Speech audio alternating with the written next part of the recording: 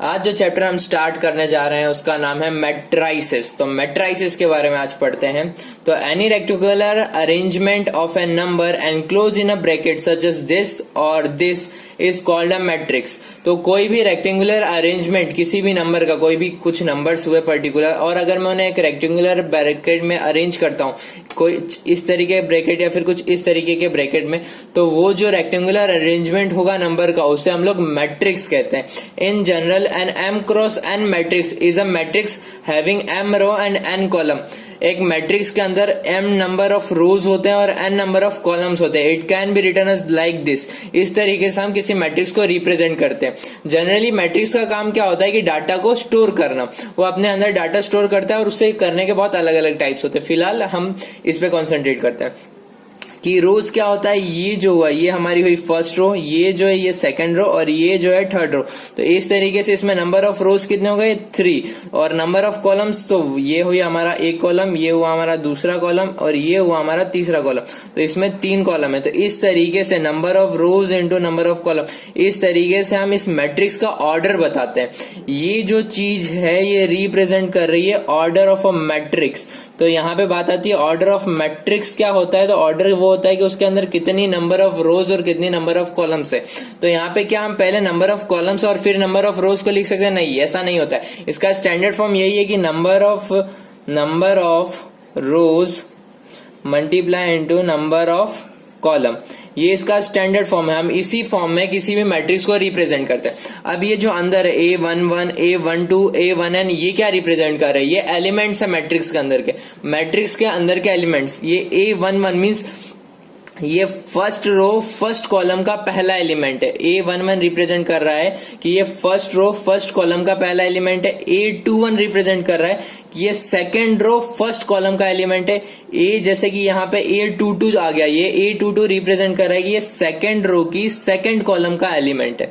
तो ये जो नंबर्स होते हैं इनको एलिमेंट्स बोला जाता है, और इन एलिमेंट से जो बनता है उसे मैट्रिक्स बोलते हैं। और उनका जो ऑर्डर होता है मीन्स उसके अंदर जितने नंबर ऑफ रोज और नंबर ऑफ कॉलम्स होते हैं उसे हम लोग ऑर्डर ऑफ मैट्रिक्स बोलते हैं।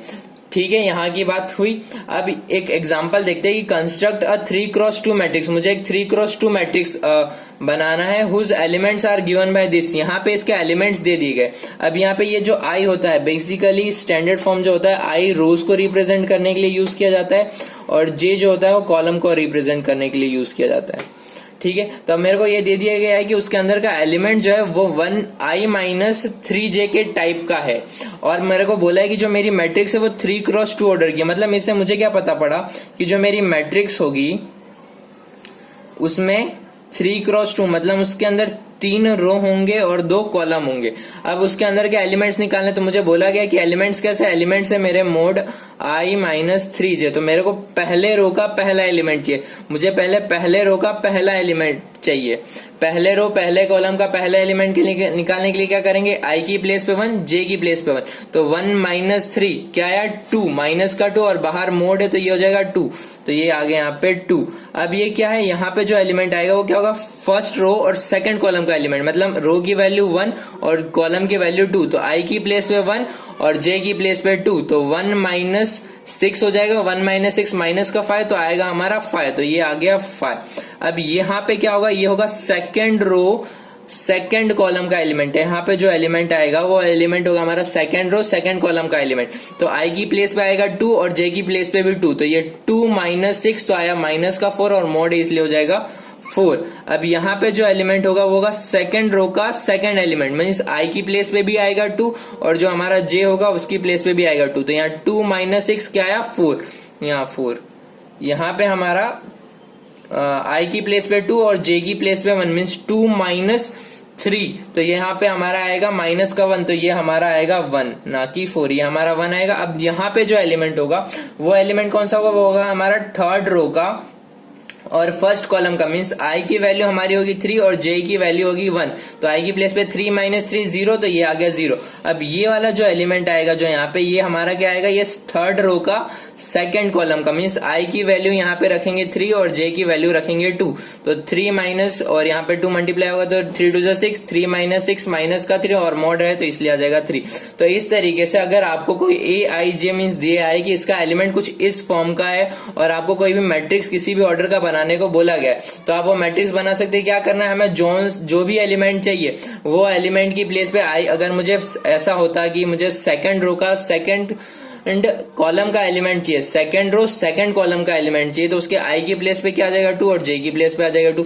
अगर मुझे थर्ड रो सेकंड कॉलम का एलिमेंट चाहिए तो आई की प्लेस पे आ जाएगा 3 और जे की प्लेस पे आ जाएगा 2। तो इस हिसाब से हम कितने भी ऑर्डर की मैट्रिक्स निकाल सकते हैं। क्या मैट्रिक्स की ऑर्डर कितनी हो सकती है, वो एंडलेस है, कितनी भी हो सकती है, वो 10 क्रॉस 10 हो सकती है, 15 क्रॉस 15 हो सकती है, पर फिलहाल अभी हम 3 क्रॉस 3 तक ही स्टडी करने वाले हैं। तो ये हमने देखा कि मैट्रिक्स क्या होता है और अगर उसका एलिमेंट दिया गया हो तो उसके ऊपर से मैट्रिक्स कैसे बनाते हैं। अब हम पढ़ने जा रहे हैं टाइप ऑफ मैट्रिक्स, मींस अलग अलग टाइप की मैट्रिक्स की कितनी टाइप होती है। ओके, तो अब ये स्टार्ट करते हैं। यहाँ पे हम टाइप ऑफ मैट्रिक्स है कि कितनी टाइप ऑफ मैट्रिक्स है।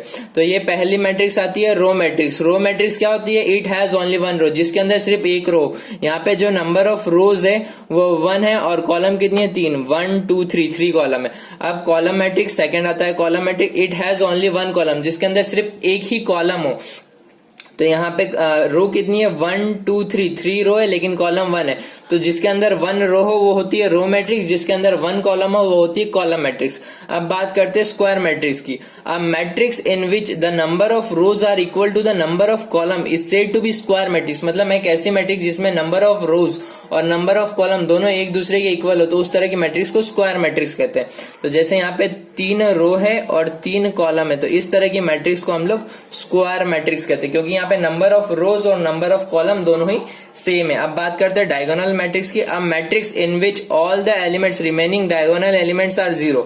तो यहाँ पे एक करेक्शन है कि अ स्क्वायर मैट्रिक्स, ये जरूरी है कि मैट्रिक्स कौन सी होनी चाहिए, स्क्वायर मैट्रिक्स होनी चाहिए। कि a square matrix in which all the element remaining diagonal element are 0। मतलब डायगोनल के एलिमेंट्स को छोड़ के ये हमारा प्रिंसिपल डायगोनल होता है और ये हमारा सेकेंडरी डायगोनल होता है। तो अगर प्रिंसिपल डायगोनल के एलिमेंट्स को छोड़ के उसके अलावा बाकी जितने भी एलिमेंट्स है वो सभी अगर 0 होते हैं तो उस तरह की मैट्रिक्स को कहेंगे डायगोनल मैट्रिक्स।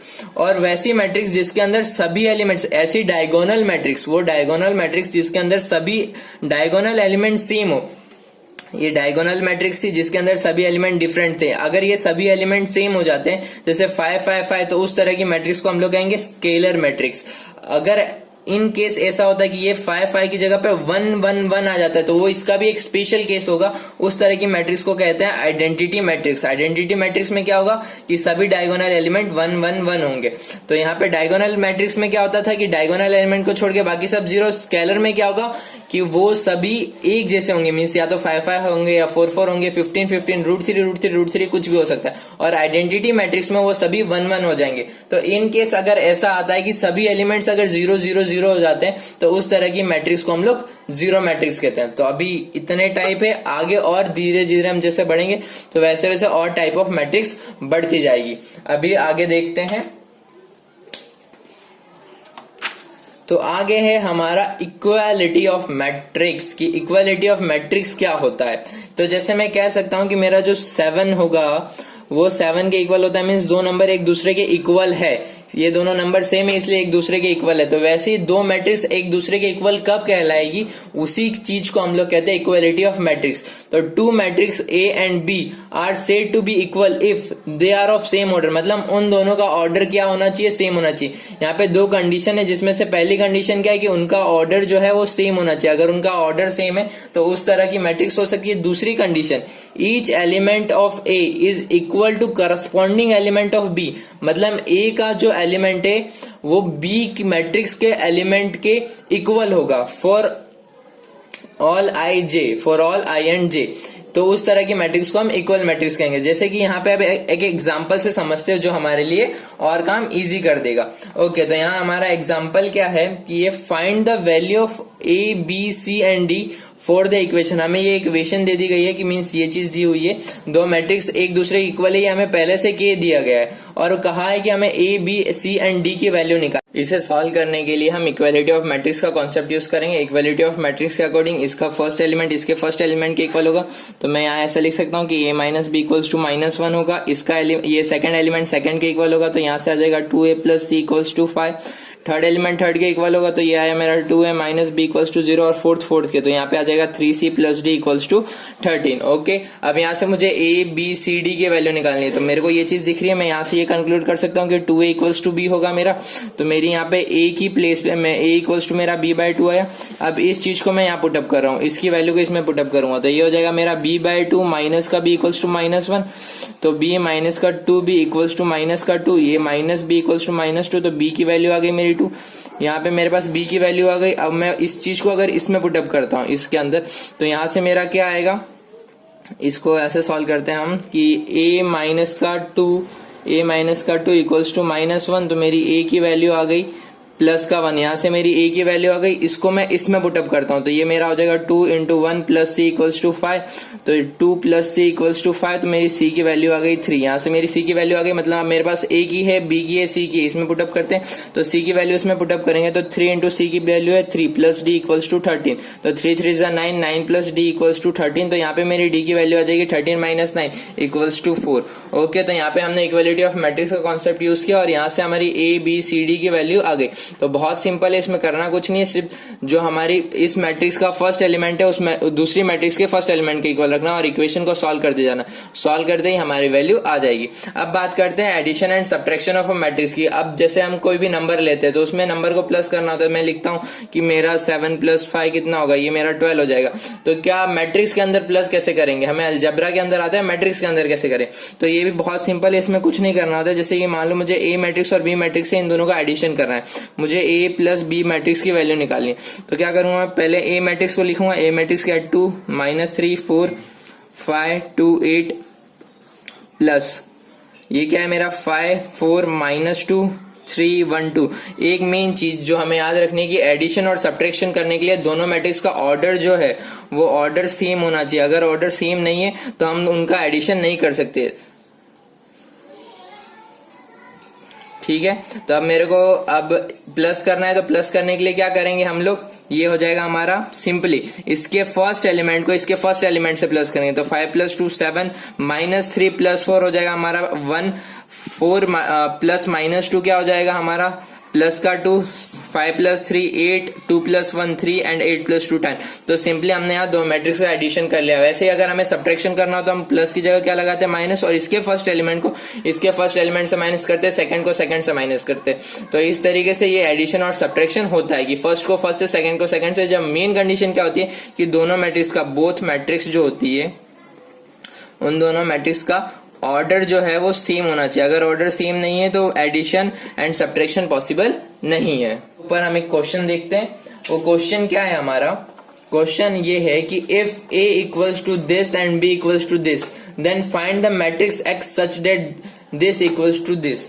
तो अब हमारे पास ये कंडीशन दी हुई है कि हमारा जो 2a plus 3x equals to 5b है, तो अब मुझे निकालना है कि x मैट्रिक्स जो है वो क्या होने वाली है। तो मैं इसे ऐसा लिखूंगा कि 3x equals to 5b minus का 2a, तो यहां से मेरा x आ जाएगा 1/3 ऑफ 5b माइनस का 2a। ओके, यहाँ पे ये मेरा आ गया। अब क्या करूंगा मैं x निकालने के लिए, x equals to 1/3 okay 5 multiply by b 2 -2 4 2 -5 1 minus का 2 मल्टीप्लाई बाय ए मैट्रिक्स हमें क्या गिवन है 8 0 4 -2 3 एंड 6। ओके, अब यहाँ पे अब यहाँ पे बाहर एक स्केलर नंबर है और अंदर एक मैट्रिक्स है। तो इस सिचुएशन में क्या करना होता है कि ये जो स्केलर नंबर होगा ये मैट्रिक्स के हर एलिमेंट से मल्टीप्लाई होगा। जैसे कि मैट्रिक्स अगर हमारे पास कोई भी ब्रैकेट होता है, ये जैसे हमें ब्रैकेट में दिया हुआ था a plus B multiply by 5, तो हम क्या करते हैं 5a प्लस 5b करते हैं। तो ये 5 जो होता है अंदर के दोनों एलिमेंट से मल्टीप्लाई होता है। वैसे यहाँ पे जो स्केलर नंबर होगा मैट्रिक्स के बाद वो मैट्रिक्स के सभी एलिमेंट से मल्टीप्लाई होगा। तो ये इसकी वैल्यू कुछ ऐसी आ जाएगी, x इक्वल्स टू 1/3, ये हो जाएगा हमारा 5 2 10 माइनस का 10 5 4 20 5 2 10, ये आ जाएगा माइनस का 25 और ये प्लस का 5 माइनस 8 टू जा 16, 0 4 टू जा 8, ये आ जाएगा माइनस का 4, ये हो जाएगा 6 और ये हो जाएगा 12। ओके, तो यहाँ पे हमने क्या किया कि दोनों नंबर जो दोनों बाहर कांस्टेंट थे उनको हर एक एलिमेंट से मल्टीप्लाई किया। और मैट्रिक्स के अंदर ऐसा ही होता है कि बाहर अगर कोई कांस्टेंट है वो मल्टीप्लाई होगा तो हर एक एलिमेंट से मल्टीप्लाई होगा। आप दोनों को सब्ट्रैक्ट करेंगे तो सब्ट्रैक्ट करने का सिंपल सा फंडा है, फर्स्ट एलिमेंट को फर्स्ट से, सेकंड को सेकंड से। मेन क्या है कि उन दोनों का ऑर्डर सेम होना चाहिए, तो इन दोनों का ऑर्डर सेम है तो यहाँ पे सब्ट्रैक्शन पॉसिबल है।